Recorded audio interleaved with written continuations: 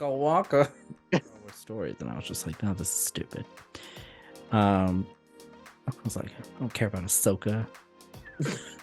She seems dumb. And now she's like, boy, were you wrong.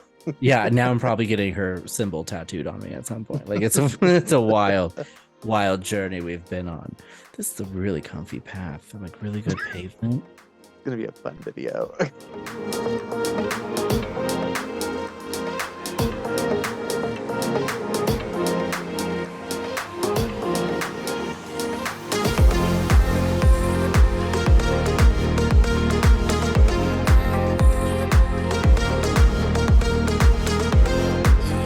Hello, and welcome to Star GAYZ, where we're not only force sensitive, but we're fierce sensitive. Yeah. Annie. Oh God, what's new? We haven't recorded in several weeks. I know. Mm-hmm. But it's kind of great because a lot of great stuff came out, or at least a couple great things came out. It did. Andor's moving right along. Tales of the Jedi did roll out. We're going to cover that in our next episode. What else? I think that's it. Oh, so it's not as great as we thought. Not as great. I am excited that Andor is finally moving along, though, because it was dragging for a while. Yeah.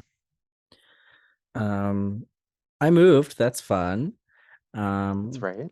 New space. We're settling in. I feel much more comfy today. You can't tell, but I am sitting in luxury right now. It really looks like I'm just laying on a dirty path. That's not okay. Anyways, if you can't tell by the wallpaper here, there you go. There you go. Looks like your hand is in the door. You're like a giant just ripping the castle off the ground. Like the gingerbread man in Shrek 2 or Shrek 3. We're talking about Disney and Star Wars. BB-8's right there. He's here too. Hello, partner. R2 over here. Yeah. It'll probably be a shorter conversation because one, I don't know, I didn't have anything for one. I thought I was gonna have a whole bulleted list. But really it boils down to I didn't do that much research. But I know a couple bits here and there that I learned actually recently from Behind the Attraction on Disney Plus, where they talked a lot about Star Tours and how their relationship between Disney and Star Wars came about. Cool. Yeah, so besides the obvious big points about the merger and things like that. So fun stuff. So I guess we can dive right in. But I know Disney and Star Wars is a polarizing topic for people. People are not always as enthusiastic about the Disney-fication of Star Wars, which, quite frankly, I don't mind. I think it's overall doing just fine. Mm-hmm. But people, as Star Wars fans tend to do, have very strong opinions. So we can chat about that a little bit too. But case in point, this will not be a video where we trash either side. Maybe a little bit. But for the most part, we're just going to kind of talk about what's different, what their relationship is like, why it's a relationship, and how we personally feel about it, but not to invalidate anybody else's opinions. All right. So what do you think, and or comes to mind when you think about Disney and Star Wars? My immediate thought is like the sequel movies, and I kind of that's where my mind goes to. Although the longer it goes, I have more and more things that come to mind now, like Tales of the Jedi. Okay. Yeah, I like that. I guess for me, it's like it's not that far of a leap because again, they've had some sort of relationship for a minute. Mm-hmm. And obviously now with the merger and the acquisition of Fox, which was their main distributor, it all kind of feels very cohesive again. So I don't necessarily mind it, but I definitely think of Disney and Star Wars in terms of, yes, the sequels, which I think are why people have strong opinions about it, but also the parks and how they've incorporated Star Wars over the years. Um, stuff like that.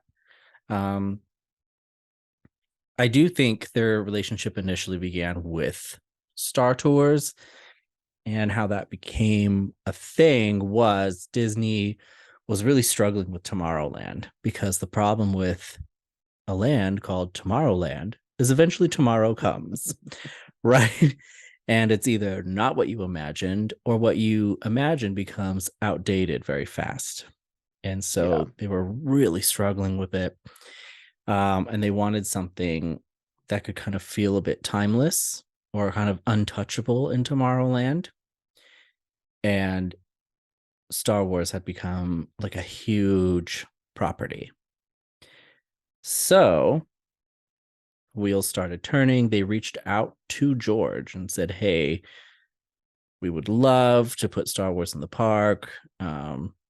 And George had a lot of like strong opinions on what that should look like, how that should feel for people. And it took them a long time to kind of get a handle on what it was going to look like. And new technology was made for it at the time, which is still continuing to evolve as they update it. And then all of a sudden, there was this weird relationship between Disney and Star Wars, where Disney, for the most part, has nothing to do with Star Wars, but you could go to a Disney park and suddenly see Star Wars characters, which was weird. Mm-hmm. And this was as far back as like 87, right? Yeah. Um, Only the original trilogy had been out, and that's what you would get when you were on Star Tours, is like an original trilogy type story. A modern example of this would be Wizarding World at Universal Studios, because Harry Potter is a Warner Brothers property. Warner Brothers does not have parks, so they contract with Universal to allow them to use Harry Potter stuff to make Wizarding World, which, fun fact, Disney was bidding with Universal for Wizarding World because they wanted to do it again, what they did with Star Wars with Harry Potter. Can you imagine? That'd be I know, it'd be so overpowered. unstoppable. Yeah. um, but Universal won that bid, so that's why that's happening. There's also a thing where Universal now might buy out Warner Brothers, because the Warner Discovery merger was supposed to be temporary just to resolve debt. It's this whole thing. It's gonna be wild. That's not what we're talking about. We're talking about Disney and Star Wars. Go So, on. whole separate video. But Disney and Star Wars. So that's kind of where their relationship stood until, of course, here we are. The merger. Now they completely own it. Now they have their own Star Wars land, which now is a little weird, because you can go to Tomorrowland and see Star Wars. And then you can hike yourself way across the park to go to the actual Star Wars land. Very odd. Great planning. Yeah. But it does have now more Star Wars rides than ever, more Star Wars content than ever. Now it's like a machine. So interesting stuff. And I can't wait to see it. I've not yet been to the park since it's been there. So Really? Oh, that's right. I think we talked about this. I know we were gonna go this year, but then that didn't happen. So hopefully next year I'll get to go experience it. I want to do I want to see what, I think it's the same because they built them at the same time. But I want to see the Florida version, and then Mhm. they have the stupid hotel, which is so dumb. It's so dumb. It's Oh, so I've seen it. expensive. Yeah, the Halcyon Yeah, it's Star like Cruiser. Yeah. crazy expensive though. Like, Yeah. Yeah. It's dumb. It's not that great in terms of content and things you get. I do want to stay there. it's a complete waste of my money. I wouldn't recommend it. cannot, however, wait to be there. Yeah, exactly. I am booking my reservation as we speak. Um, I don't know. It It's is crazy because the ridiculous, but I park want to itself go. is so expensive, and then that Yeah. expense on top is like that's nuts. Which the fucking prices, like I could do a whole separate video on too, which is this whole thing. This is not a flattering sweater. I'm sitting here. Sorry. Anyways, looks like I'm melting on camera. I don't know what's happening. Uh, Melting into the sidewalk. yeah, I am the sidewalk. Gonna be a fun video. Yeah, I want to do all of that stuff. I love Star Wars immersion, and they know how to get my money. The That they park do. itself is a blast. I will say that. So go do it. Do it. Do it. I've built my lightsaber there. Every time I take someone through Star Wars, they build a lightsaber there. They complete their training at Galaxy's The Edge. trials. Yeah. My husband's super annoyed because it's supposed to be immersive. So they talk like you're on another planet. Like, oh, that'll be such and such credits for your Coke bottle, like whatever you're buying. and um and I'll respond with stuff like, "Oh, I only have off-world currency. Like, do you accept?" Um, and he's like, "Oh my god, yeah." And he's tested it with the cast members. Like, he's walked up to them and been like, "So, do you hate to have to talk like this all day?" And they'll be like, "Oh, I don't know what you mean. Just another Talk day like here on the what? yeah." Another day here on the trading outpost. Look out for the first order. Slowly backs away. And he's like, but no, really, like, do you hate this? And they're like, oh no, better warn Ray and the resistance. Like, and I'm like, I'm so sorry. He knows not of what he speaks. May the force be with you. Um, I will go warn the resistance. Uh, anyways, yeah, it's a blast. You should go. Very cool I stuff. know, I can't wait. Mm-hmm. I think we're gonna go October or September of next year. So we Oh, have some that's time to awesome. plan it. That's a good time to go too. And I think there's rumors of already an expansion. Don't know where because they're running out of space in Anaheim. Um, but that does seem to be a plan. So I think that's An very expansion of exciting. the existing Star Wars park? Mm-hmm. Oh, how Yes. cool. Yes. Among other things, they're thinking of expanding in general. So there's that. But yeah, Star Wars, I believe, is included in that plan. Although Well, when the land exciting. opened, they had a really rocky start. Like the numbers were not what they thought they would be. Things didn't work. Things weren't ready. Um, it was a mess. I think they actually lost money when the land first opened, which was wild. Um, I am proud to say I was there opening weekend and I stood in a line to go into it that wrapped like all the way through other parts of the park. Oh God. Yeah. So since you were there opening weekend, did you see like the mess ups they did or like how rough it was, or did it not really feel that way? Um, well, I think I was just so happy to be there and I was talking like I was in space and being insane. I didn't really I didn't really mind it, but but like the only ride there was the Millennium Falcon at the time and it was working sometimes and all of this stuff. Resistance Occasionally. wasn't. Yeah, Resistance was supposed to be open. Rise of the Resistance, which is the other ride, it was not open yet. It didn't open for like a year or two. um yeah, all kinds of stuff. They ran out of product, so that was another thing, is they ran out of merch Wow. constantly. Yeah, it was like this whole thing. For some reason they just didn't. They expected higher numbers than what they got, but for some reason only produced enough merch for like a small portion, which didn't make any sense to me. Mm-mm.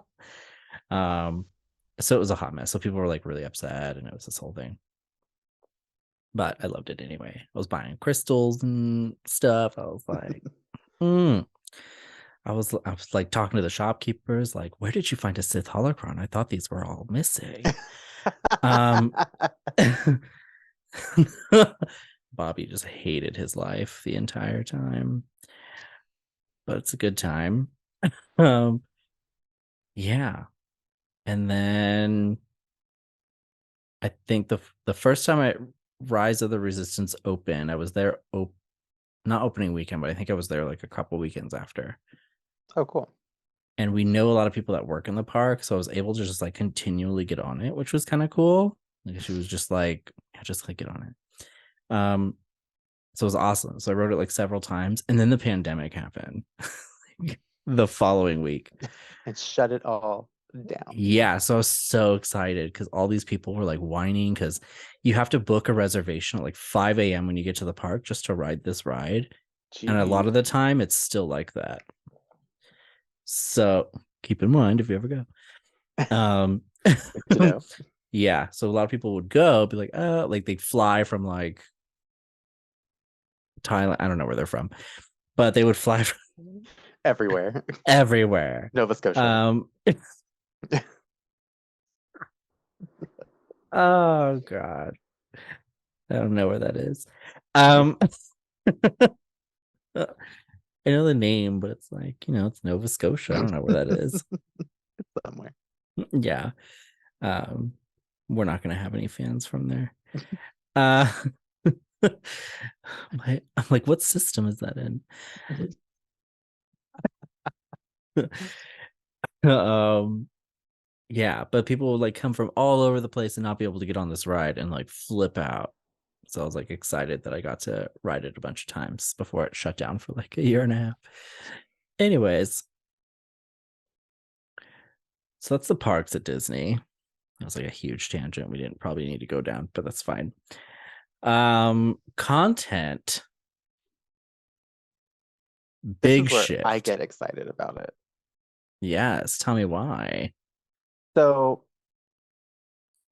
the whole point is that Disney has the power to tell a lot more stories than like just the studio would be able to. So perfect example is we got Tales of the Jedi Mhm. last week or the week before. I don't think that's something that would have otherwise happened without the resources that Disney can provide. I And see.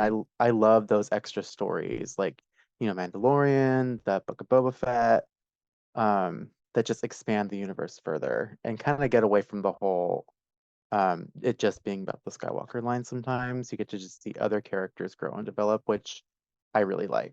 Because otherwise it feels very one note. Mm. Yeah, I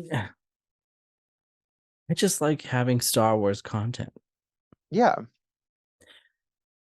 I remember when Star Wars was 3 movies and that was all, which Mm-hmm. now seems like a wild thought. Because it's Like, so well expanded at this point. yeah, like there's so much going on.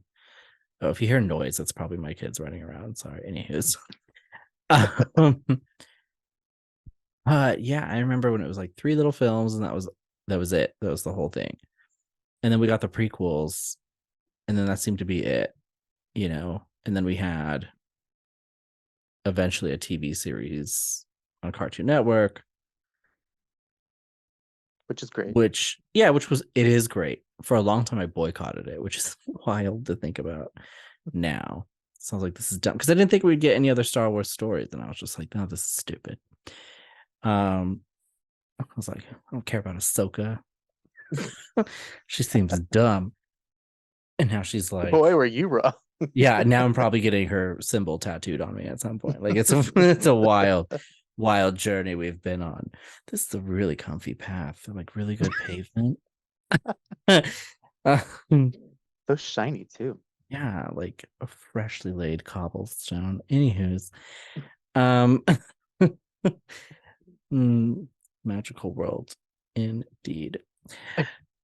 I will say though, I can understand if people had already explored the bigger universe of Star Wars prior to that merger and like did the extended universe like through books and all that kind of stuff. And to have a lot of that suddenly not necessarily count towards the main storyline, I can see why there'd be people who are upset with that or against that. Yes. And there's a lot of people who liked Legends, like the expanded Hmm. universe, like all the books, which I never really got into because it was so, and I think we've talked about this before, but it was just so complicated. There's like different timelines. There was all of this stuff, and not all of it was good. Sorry Right. on it. Um, it is what it is. So I never really got into it. So I was really kind of glad that they were like, actually, none of that matters. I was like, This is the yes, story we're gonna go with.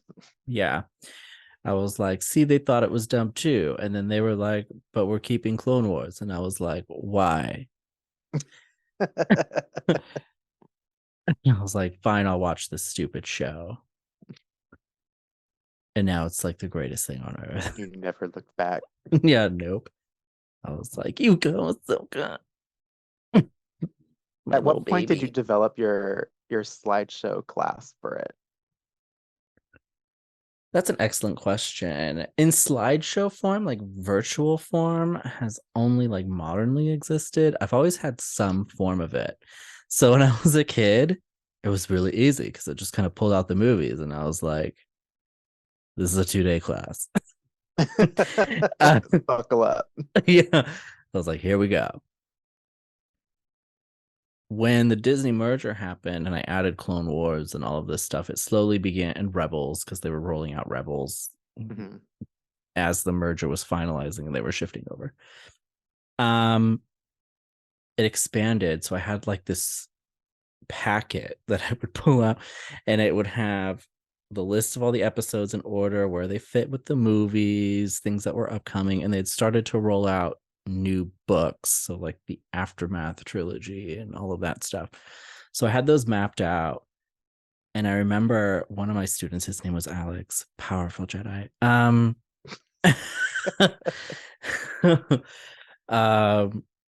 really struggled in my class though, sometimes just not always focused. um but we would sit there and I would go through this chart, and I would like highlight when we were done. I had notes all over it, and it was like a full course. Like I would lecture on it, and if we would take some time to decompress after, and I'd be like, what were your thoughts? Like, what did you get out of what Yoda was saying to Ahsoka? And it was like this whole thing, which probably makes me a loser. But No, it's no. As totally someone who fine. has taken this class, very, very monumental, life Yeah. changing. I suddenly realized that I didn't have to be murdering trees for it. Um, and I could do it visually, which was probably easier for some students. Just the way people learn differently. Yeah, and especially for distance learning. Yes, ahead of the game because the pandemic, man, really changed things. But I developed that for my husband just so it'd be easier to track like people and all that stuff because he doesn't have like a good memory for movies and TV. Hmm. So the paper was just not going to cut it. He's not going to remember who's who and who's what and why people did what. So I needed a way to like visually remind him of those things. Wait, So wait, let's pull up the chart. exactly. Um, and so that's how that came about. So, and I won him. I've never had like every student that comes into my temple. They're typically what I call non-believers, and they've avoided Star Wars for one reason or another. And I'm like, I will change you. I will change you. See, I need a system like that, but for Lord of the Rings, so I can There spread you go. the work of Lord of the Rings out. Yeah. Another term for it is brainwashing. And I personally don't see And the it is problem with effective. it. Yeah. Yeah. Not scrubbed that brain clean, I tell you. But it worked. I mean, there he was, like building a droid in Galaxy's Edge, building his lightsaber, an event at which I cried. And just hearing Master Yoda's voice from the netherworld of the Force speaking to him was just amazing. Uh sorry, I'm just thinking back. Um Reminiscing. but yeah, but that's how my course came about, and I'm pretty proud of it. Star Wars is the closest thing I have to a religion, which sounds insane, and it probably is. Yeah. But because I don't have religion and I think religion is stupid, I like that Star Wars is like a good, because it's kind of a blend of all religions, I guess, among other things. It's just a good and fun kind of reflective model for lots of different things. So I pull out Star Wars for everything. I use it in therapy all the time. Like I pull quotes out of there. They're like, wow, that's a good session. I'm like, yeah, it's because I robbed a bunch of shit from a puppet. Uh you're welcome. Um, you know, but I think it's great. What were we talking The Disney-fication of Star Wars. If you'd like to sign Right. up for his class, Hey, anybody could. If my channel exploded, I would absolutely offer it on Patreon. Subscribe to a certain level of my Patreon and you can enroll in my course. leave a certificate at the end. Yes. Go to a park, build your lightsaber. I am not buying your tickets. Um but I might send you a shirt or something. That'd be fun. It would be. Yeah. What else about Star Wars? And here's the other thing. The other side of the Disney content, I think, is one, I'm just happy we're getting more content. Mm-hmm. But there's a debate on whether or not it's changed Star Wars, whether or not it feels like Star Wars, um, and if Disney understands Star Wars. And I think there's truth in some of the complaints, but I think overall it hasn't changed as much as I think people think it has. Because Star Wars has always been kind of ever evolving. If you put the original trilogy and the prequel trilogy side by side, wildly different. Mm-hmm. Which to me always felt like a major problem. So when we only had the 6 movies, I would watch them and be like, wow, this is so cool. But it does not feel like these movies go together. Right. So there's that. But I actually think that now everything feels a little more cohesive because we've gotten so much more content to blend all the styles together, which then creates room for more styles. And I like that. Yeah. I like how diverse the Star Wars universe has become since the Disney Mm-hmm. merger. We Mm-hmm. have so many more POCs, so many more like women leads. And I don't know if that would have happened otherwise. I mean, Yeah, I know to a certain extent, like movies reflect society of where society is, but um, I don't know. I don't think without Disney it would be quite as extensive as it is. I agree. And I know before the merger, George was planning like another trilogy, which he had debated for a long time on even doing, because it's a lot, and it's when George Hmm. does it, it's like all he does, and because it's so draining on him, he tended to not do much of anything else. So there's that. Um, I will say I don't know much about what his original plans were, and there was different reports on what this would look like. But I'm a little disappointed they didn't use some of his stuff. And I think the sequel trilogy and some of the other things do end up feeling like a little bit of a mess, which again isn't the first time that's happened in Star Wars. Hmm. So I wouldn't necessarily say that's like a Disney problem, but I do think it's a problem of putting people in charge who maybe aren't fans of Star Wars, who are Right. trying to then make Star Wars. And I know Kathleen Kennedy, who's head of Lucasfilm, gets a lot of heat for that. She's been a producer at Lucasfilm, and she's a producer for all kinds. She did the Jurassic Park films and all these things before, so she's not any, like a stranger to this type of stuff. But you can tell she doesn't necessarily like go home and watch Star Wars, even though she's been heavily involved with Star Wars. And that's the problem. Is then when I think she made some moves, they didn't go over so well. And now she needs people to lift her up a little bit, like Jon Favreau and Dave Filoni. Um, Also a separate video. I can do a whole thing on that. Um, but overall, I think it's fine. I think they've learned some lessons and they're course correcting a lot right now. I wish they would stop announcing and canceling movies right now, Yeah. but which is a big problem, huge problem, and I'm tired of that.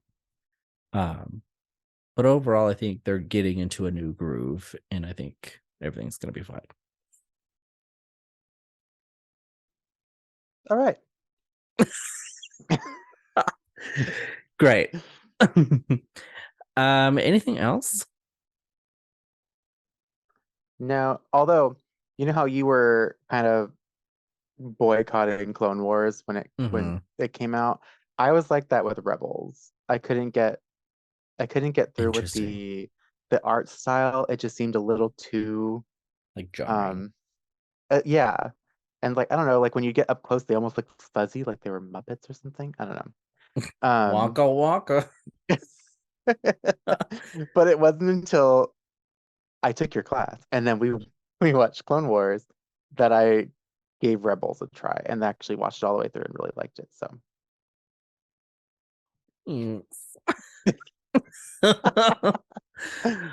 Oh, I love Rebels. And for a minute, I remember seeing Rebels merch in the store for the mhm. first time, and I was like, what the hell is this? This don't go nowhere. And I was like, who the hell is Ezra? We don't need no Ezras. What's an Ezra? And I was like, and why is Freddie Prinze Jr. in Star Wars? Do I need that? Um, Yes. yeah. But after kind of enjoying Clone Wars, I was like, I guess I'll give it a try. And thankfully for me, most of the first season had rolled out. And so then, spoiler alert, there's the whole reveal at the in the season one finale that it's Ahsoka. And so really Mhm. Rebels is now just kind of Clone Wars 2. And I was like, oh, this is really cool. And I had a similar problem with the art style. But then researching why it is in that style, I actually really dug it. And I was really happy with it. It's very Ralph McQuarrie. It's based on like the concept art from Star Wars, which I think is really cool. Oh, okay. I didn't Um, know that. yeah, so it's like the Ralph McQuarrie kind of concept art that was used to make Star Wars. And certain things that make it visually line up to the original trilogy. So it feels a little more scaled back. It's a little rougher. The lightsabers are thinner and they're like not as grandiose as they are in Clone Wars, because Clone Wars Mhm. meshes up really well with the prequels, and that's the prequel style. Um, so I appreciate it. I like that we're kind of transitioning into like a more retro vibe with Rebels, which then bleeds into obviously the very 70s feel of Star Wars, the original trilogy.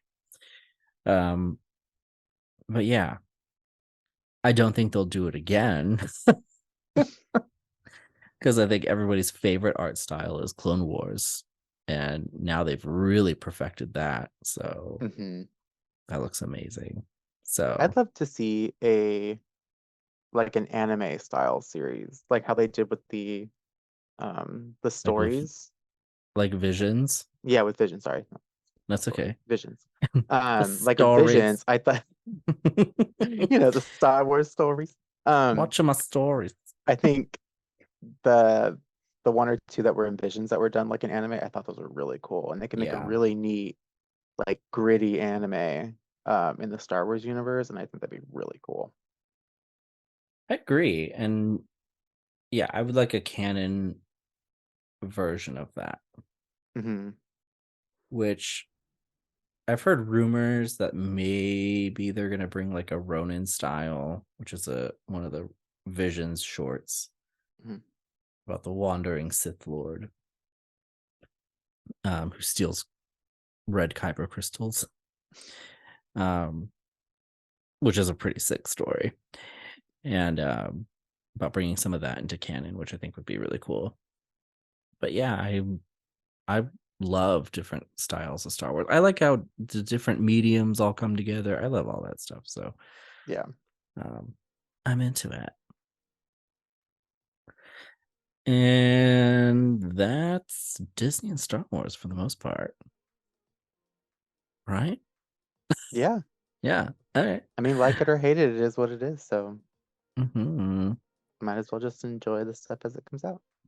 As one wise woman said, love me or hate me, still an obsession. Love me or hate me, that is the question. I can't remember her name. She didn't have any other hit songs, but that one was a good one. I hope she's This well. is such a fun episode. We're on fire today. And I am feeling myself like just enjoying this pathway, looking at the night sky above me. Back. Yeah, it's good. Although if this was actually Disneyland, you'd be trampled. We closed the park for this episode. Mhm. It does look really pretty back there, I will say. Good castle. I love that it's now an island. That's a cool update to the park. Oh yeah, is this is this Star Wars Camino? Disneyland Camino. Disney Camino. I love that. Oh wow. Is this how the weather person feels? Like, hi. This is weird. This is wild. I'm like, oh, it's a castle, but it's really my bookshelf. That's weird. Anyways, this is a wild episode. This is a mess. Anywho, I can't wait to hear it. We're gonna wrap this up and then immediately record after this, so it's probably gonna be more of the same. We're gonna jump into Tales of the Jedi, so stick around for the next episode and we can chat about that, which by the time this airs will be very old, but that's fine. Hope y'all enjoyed this fun ride. Older, yes. It'll be blossoming into young adulthood. And, anywho's. But that's pretty much it. So if you would like to see more of this for some reason, you can always subscribe to the PG Media channel. Follow us wherever you get your podcasts. And yeah, that's it. Thank you for joining us. Go watch some Star Wars, and may the Fierce be with you. Yeah. Out.